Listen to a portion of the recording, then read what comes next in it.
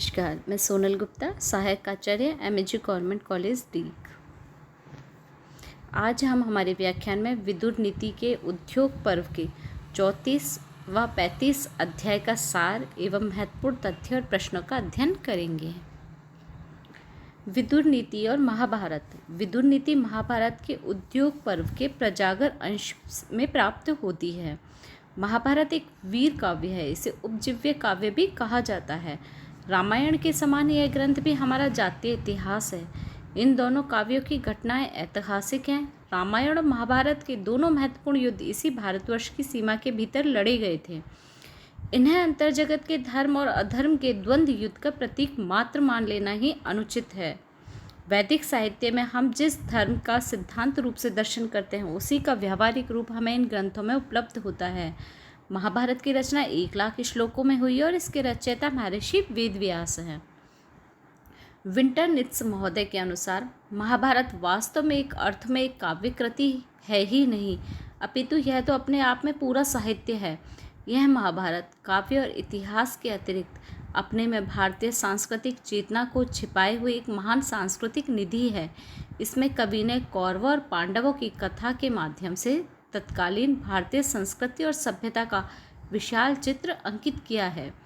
इसमें संघर्ष संकुल भारतीय जीवन की यथार्थ कहानी है, जिसमें 2 जीवन मूल्यों का चित्र उकेरा गया है तथा तत्कालीन संपूर्ण विचारधाराओं और युग चेतनाओं को समेटने का सफल प्रयास किया गया है। इसीलिए कहा गया है, यत् ना भारते तत् ना भारते, अर्थात जो भारत में नहीं है वह महाभारत में भी नहीं है। इतिहास, धर्म, राजनीति और साहित्य सभी दृष्टियों से यह महान उपलब्धि है। इसे हिंदू धर्म के समस्त स्वरूप को निरूपित करने वाला पंचम वेद भी माना जाता है। स्वयं इसके रचयिता की ऐसी गर्वोक्ति है कि धर्म, अर्थ, काम और मोक्ष के संबंध में जो यहाँ है वही अन्यत्र भी है, और जो यहाँ नहीं है वह अन्यत्र भी नहीं है। इसमें जीवन की समस्याओं के समाधान के नानाविध तत्वों का वर्णन है। अतः हिंदू जाति के बीच धर्म ग्रंथ के रूप में यह समादृत है। भारतीय साहित्य और चिंतन पत्रिका सर्वश्रेष्ठ ग्रंथ गीता महाभारत का ही एक अंश है। विष्णु सहस्त्रनाम, अनुगीता, भीष्म स्तवराज, गजेंद्र मोक्ष आदि भी महाभारत के ही भाग हैं। विदुर नीति भी इसी श्रृंखला का एक रत्न है। महाभारत में कुल 18 पर्व माने गए, क्षमा कीजिएगा, महाभारत में जो पर्व हैं उनकी संख्या कुल 18 बताई गई है। महाभारत के खंडों को पर्व कहते हैं, जो संख्या में 18 हैं।